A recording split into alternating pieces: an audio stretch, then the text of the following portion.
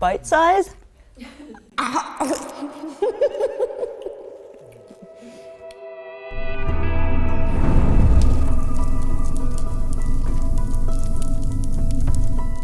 How's it going, guys? I'm Connor from Running Warehouse, and today I'm joined by Courtney Dauwalter. She's known as being one of the greatest ultramarathon runners in the game. You've won Western States, Hardrock, UTMB. The list just keeps going on and on. Courtney, you're truly an ultramarathon legend, but you're also somewhat of a nacho connoisseur. So today I figured we'd try out some loaded nachos, ask you some loaded questions. I think we're gonna have some fun. Thank you for joining us here at Running Warehouse. Yeah, thank you. I pretty much know nothing. I'm not an expert at anything except nachos. So I'm excited to see what you've got for us today. Yeah, we got some good picks for you, and I'm excited to get started.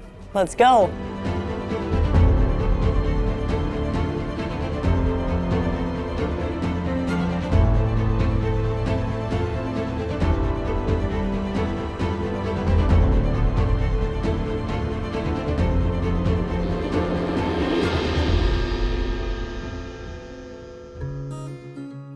All right, Courtney, now as a huge fan of nachos, I figured we'd start off today a little bit light, and this is actually a Running Warehouse classic. This is the burrito wagon that is out in our parking lot serving every day. This is their world famous nachos. I figured we'd start off with a slow legend. Yeah, a classic, like ballpark style, plastic melted cheese on your chips, and a few tomatoes to make it fancy. Yeah. Well, let's get after it. Okay. Get a little tomato in there as well. Yeah.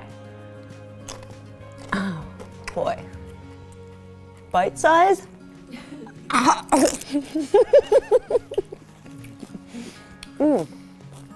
Now, that's like that classic ballpark cheese. It has that little bit of a kick at the end. I like it, but I don't know if this is gonna be your top tier nacho. Yeah, I'm not mad about it though. Like, I would eat that whole bowl. Yeah. Yeah. Should we? I think we should. Let's go for another one. This kind of cheese though, you gotta hit it at the right time and temperature because it'll solidify quick. Not bad. Now, Courtney, I gotta ask you, where did this nacho craze all start? Have you always been a fan, or did this obsession with chips, cheese, calories start after you ran 100+ mile days? I think I've always loved nachos because you can put anything on nachos and it's great. Yeah. And then melt some cheese on it, maybe a little spice.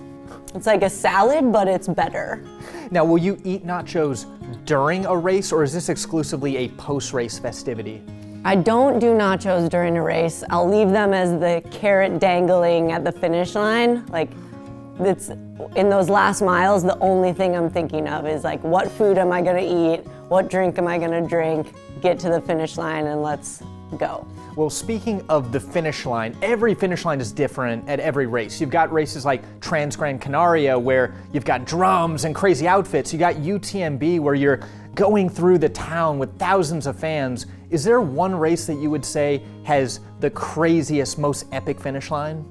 I mean, UTMB, I don't know if you can beat that finish line because of how big the whole scene is. Like the amount of people out cheering, the distance you run through those crowds to get to that finish line, and the huge adventure you had to do to arrive back there. It just makes it really unique and special and like blown up times 1,000 versus most other finish lines. So you've won a lot of races over the years, you've ran a lot of races, and I never want to say an ultramarathon is easy, but some can be a little bit more challenging than others. Is there one element that you'd say is the toughest when it comes to how hard an ultra can be? Extreme heat, extreme cold, extreme altitude? What's going to be that toughest condition? I think that's maybe impossible to rank because it would depend on the day. Did you prepare for this thing, or was it unexpected?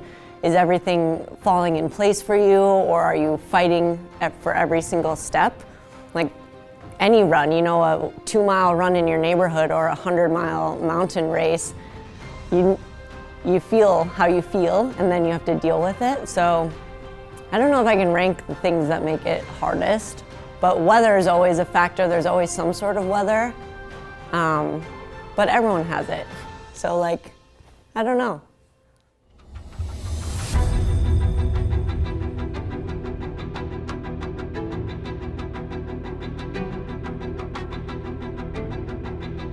All right, Courtney, nacho number 2, and I promised we were gonna get loaded, even more loaded as this show goes on. And while this isn't maybe as much quantity, good things come in small packages. I'm excited to try this one out, and I don't even know how you go about eating a nacho like this. Have you ever eaten this much loadedness on one chip? I mean, it's heavy.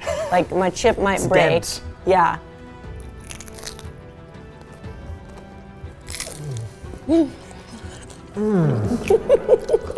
The layers of just pure bliss in this nacho is just unreal. Yeah. I mean, I think each one of these nachos was maybe $5, but well worth it. Yeah. Fantastic ingredients.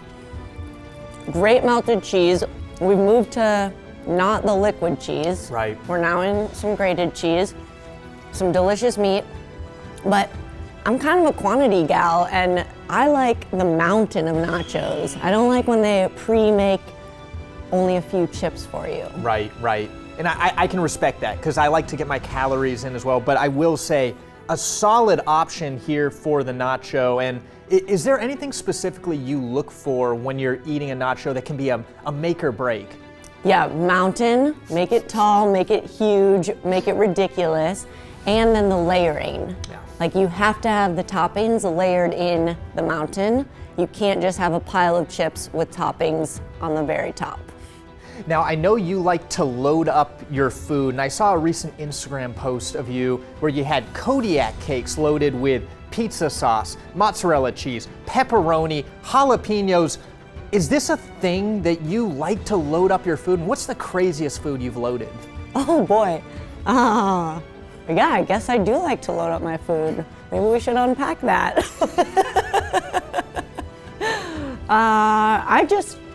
I think when you combine foods, they're automatically better. So, like Thanksgiving, for example, all of the food is combined in a bowl for me. Everything touches, everything mixes. Do you combine all of your foods? Oh, for sure. Yeah. Yeah, I mean, the more flavors, more calories. I like dense food. And Yeah. Yeah, I'm kind of a more is better. I'm always looking for more. Yeah, me too. In nachos and in running. And just in life. And in life. Yeah. So during an ultramarathon race, it's very common to eat a lot of food, eat a lot of calories, and a lot of that help can come from your crew. You're known for having your crew wearing the crew shirts. They're well seen, they're very visible, and I want to know who is in your crew, but more importantly, if you could add a couple celebrity guest appearances, who would you add to your crew? Oh, wow. So my main crew is Kevin. He's my husband and is at as many of my races as he can be at. He's a pro, but he also is just fun to make these memories with, to share all of these experiences with. And then sometimes we're lucky enough to have my parents come or some good friends come along, and all of that for me is just sharing this sport and sharing this thing that I love. So I'm thankful people will give up their time to, you know, touch my gross socks or dirty wrappers or whatever. Celebrity guest crew? Golly. Maybe some comedians would be fun, but it's got to be quick humor, you know, because I want to be in and out. So it has to be, you know, some sort of quick lines or quick like body humor, facial humor things. Yeah, maybe like a Kevin Hart, just real, a lot of energy, a lot of quick wittiness. Yeah, but, yeah, but and then fun. I'm out of there and I want to laugh about it for the next 10 miles. Yeah, yeah. Now, nachos are the perfect post-race meal, but I also found a controversial comment for you where you stated that pizza was the perfect pre-race meal. Would you still stick by your guns and say pizza is the perfect pre-race meal, or has your mind changed over the years? Oh, does it feel like a controversial statement? Very. Really? Yes. So when we say pre-race, let's clarify, I mean the dinner the night before. Right. So not breakfast. And yes, I stand by it. It is a perfect pre-race meal. It's easy. It has all sorts of delicious things, and it's very predictable. Yeah, and you can load it up if you want. And you should load it up.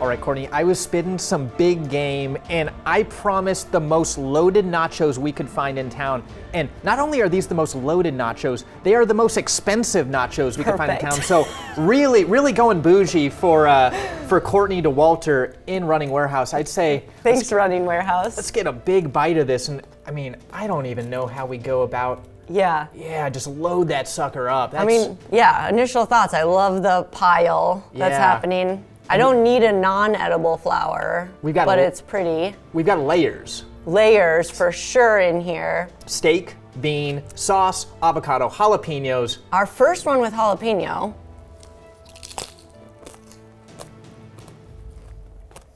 Now,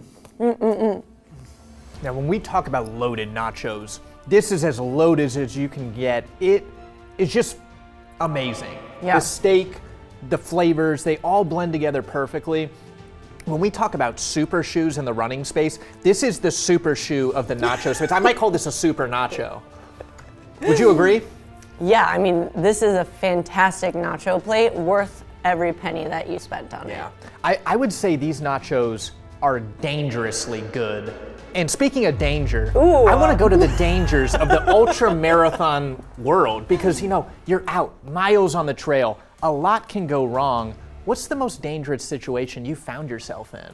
Oh, yikes. I mean, trail running is safe and everyone should do it. But sometimes when you're out there for a really long time, I've experienced hallucinations, which mine are all friendly, so I don't consider them dangerous. They're just nice friends out on the trail. But like sleep deprivation, you're out there maybe 24, 30 hours trying to run through the mountains, and as you get sleep deprived, things just get harder. It's harder to lift your feet up, so maybe you're tripping a lot. And I guess there could be animals, but I've never seen real ones, only the hallucinated ones. Okay.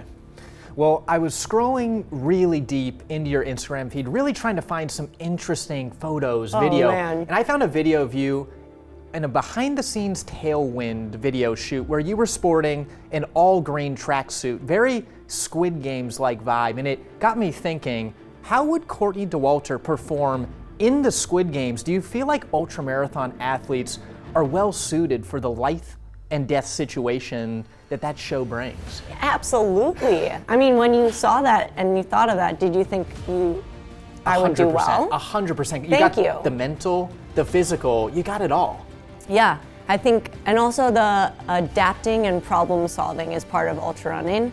So thinking on the fly, dealing with unexpected, wrenches in the plan, that would do well on a game show like that. Right. I mean, a life or death situation like that. Right. Yeah. Let's dig in again. I think I need another bite of these. Yeah, they're good. The crispy chip too, like the chips are a little toasty. For sure. Is this what a normal workday is for you? This is pretty standard. We usually eat at least a couple plates of nachos a day. It's kind of what we do here at Running Warehouse. Yeah. That's how I maintain this really good figure. What would go on breakfast nachos? Now, Courtney, I'm the one asking the loaded questions here. But I think that is a great question, so I'm going to answer that. Eggs, cheese, sausage, maybe a little sauce on top, like a hollandaise sauce. Yeah, okay. Yeah. How about you? Yeah, and maybe some crispy bacon. Yeah, you got to go bacon. Yeah. Oh. We could just eat nachos every meal of the day. I think it's possible. Yeah. I don't know why we're not. This is a big mistake. Do you think you have a nacho sponsor in the works? Like, are you open to nacho sponsorship? I am open to nacho sponsorship.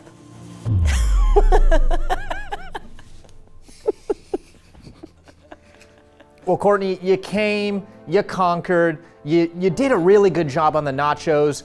You answered some very loaded questions, and I think really the real question is, what's next? You are a nacho connoisseur, but I feel like you've got other eating abilities. Maybe we come back again. Jelly beans, you think that would be a good next loaded questions? Yeah, jelly beans, pizza, we could do gelato. Ooh. I mean, I'm not expert level yet on those things, but we could get there. I could get there. Yeah. Well, perfect. I mean, it was great to hear a little bit more about you. For the fans at home, if you have a question for Courtney down below that is spicy, is loaded, let us know down in the comments. And for the fans, how can people find you if they want to keep learning more about you? You can find me on Instagram at Courtney Dauwalter or out on the trails. Perfect. Thanks again, Courtney, and looking forward to seeing you again in the future. Thank you.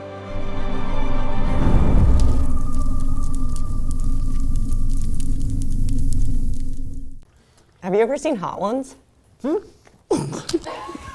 What's that? Never heard of that show in my life.